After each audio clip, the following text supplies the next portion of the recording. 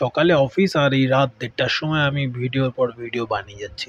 যাক পছন্দের কাজ হলে করতে সত্যিই খুব একটা খারাপ লাগে না, খুব একটা টায়ারিং সেই অর্থে লাগে না যতটা লাগার কথা। তো চলুন এসব গোড়চন্ডিকা ছাড়ি, সেগুলোকে দূরে রাখি, পরিচয় পর্ব সেরে নিই। তারপরে কী নিয়ে ভিডিও এবং যেগুলো দেখবার জন্য বা আপনার পছন্দের স্টারকে নিয়ে কী আমি আমার মতামত রাখি সেগুলো শুনতে এসছেন, সেগুলো নিয়ে ডিটেলে বলবো। তার আগে পরিচয় পর্ব। নমস্কার, আমি শুভ্রজিৎ এবং আপনাদের সকলকে আরও একবার স্বাগত আমার চ্যানেলে ফিল্মি চতুষ্কোণে। তো আফরান নিশোর ব্যাক টু ব্যাক দুটো ছবি এবং দুটো এই মুহূর্তে বাংলাদেশের আমার পছন্দের যদি টপ ৩ জন রাইটার বলি তার মধ্যে নিঃসন্দেহে দুজনের রয়েছে এই তালিকাতে। একজন অবশ্যই আফরান নিশোর, এর আগে ছবি তিনি বা তার ডেবু যেই ডাইরেক্টরের সঙ্গে হয়েছে সেই রায়হান রাফি, তার সঙ্গে তার আপকামিং ঈদে আসতে চলেছে ওসিয়াত বলে ছবি, এবং আরেকটা অবশ্যই আপনারা জানেন যে ভিকি জায়েদের সঙ্গে তার কাজ হতে চলেছে। এবং এবারে ভিকি জায়েদের ডেবিউ প্রজেক্ট হতে চলেছে সিনেমা বা থিয়েট্রিক্যালি রিলিজের দিক থেকে, সেখানে কাজ করবেন আফরান নিশো। তো এগুলোর অনেকগুলো অ্যাসপেক্ট আছে। আবার উল্টো দিকে রয়েছে জিতের বা জিৎ প্রসেনজিৎ স্টারার আপকামিং যেই খাকি দ্য বেঙ্গল চ্যাপ্টার নিয়ারেস্ট পান্ডে যার ক্রিয়েটার, সেটা নিয়ে কিছু আপডেট রয়েছে। তো অনেক কিছু অ্যাসপেক্ট রয়েছে। ধীরে মানে থোড়া ধীরজ রাখিয়ে সবার কিজিয়ে, ধীরে ধীরে সব কিছু আনফোল্ড হোগা। তো প্রথমে একটু আসি আমরা আফরান নিশোর পার্টটাতে। আফরান নিশোর মুখ্য চরিত্রে ১ বছর আগে তার ছবি আসে সুড়ঙ্গ, এবং কলকাতাতে আসবার পরে খুব একটা না চললেও আমি দেখেছিলাম ছবিটা খুব ভালো মানের হয়েছিল। অ্যাটলিস্ট তার প্রোডাকশন ভ্যালু বলি বা তার যেরকম পারফরমেন্সের দিক থেকে বলি, আর এবং তারা বিভিন্ন বিটিএসের মাধ্যমে বিভিন্ন তাদের জার্নিগুলো শেয়ার করেছিলেন, that was commendable, that was really কমেন্টেবল।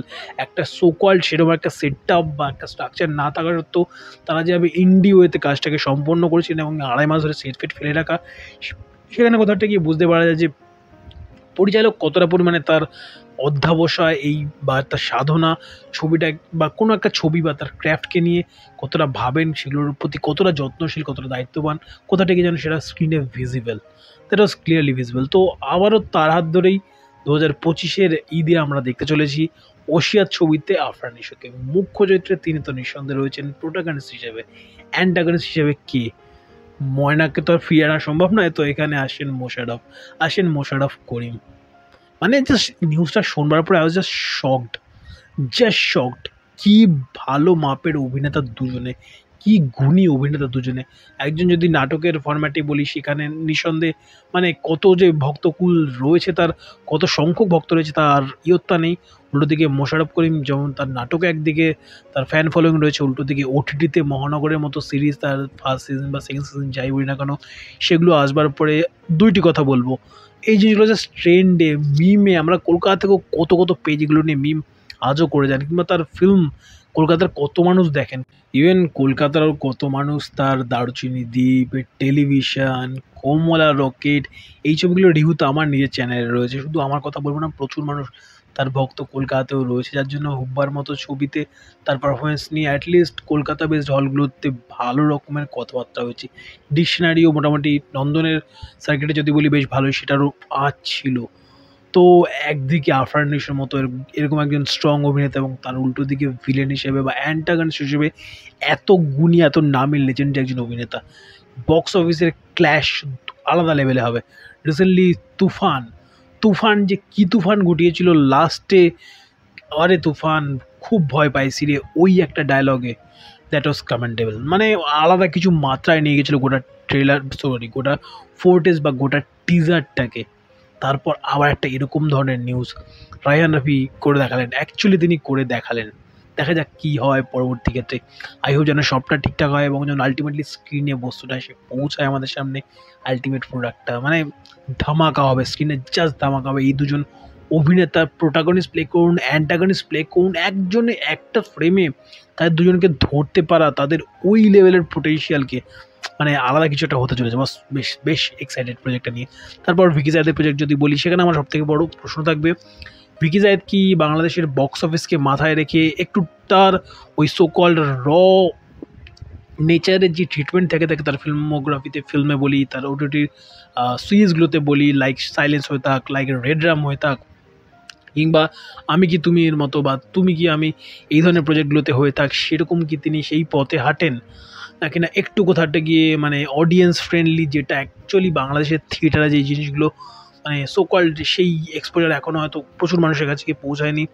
যার প্রচুর নিদর্শন আমরা দেখি, তো সেই পার্টে আমি আর ঢুকছি না, কোনো নেগেটিভিটি করতে চাইছি না। কিন্তু সেটা কি তিনি করেন নাকি না তিনি নিজস্ব ঢঙেই, নিজস্ব ছাপ রেখেই স্বকীয় ভঙ্গিতে আরও একটা ছবি করেন, যেই ছবিতে তিনি জাস্ট ভিকি জায়েদ দ্য মেকারকে তুলে ধরতে চাইবেন, না কি না তিনি মাস ফ্রেন্ডলি একজন ডায়েটারকে তিনি তার ওটিটি ফিল্মের মাধ্যমে স্ক্রিনে আনতে চাইবেন বা স্ক্রিনে তার ক্র্যাফটটাকে ফুটিয়ে তুলতে চাইবেন, সেটা সবথেকে বড় প্রশ্ন। বাট স্টিল ভিকি জায়েদ এবং আফরান নিশো পুনর্জন্মের মতো একটা প্রজেক্ট পাওয়ার পরে বা রেড ড্রামের মতো একটা প্রজেক্ট পাওয়ার পরে নিঃসন্দেহে পাখির চোখ থাকবে। অর্জুনের চোখ কতটা তাক করেছিল তার নিদর্শন আপনারা পেয়েছেন, হয়তো দর্শকদেরও ঠিক ততটাই পাখির চোখ থাকবে এই মুহূর্তে এই প্রজেক্ট ভিকি জায়েদ এবং আরফান নিশোর কম্বিনেশনের দিক থেকে। সেটার খুব একটা আপডেট আমার কাছে এই মতো নেই যে তার নাম কী হতে চলেছে, কবে কি আসতে চলেছে।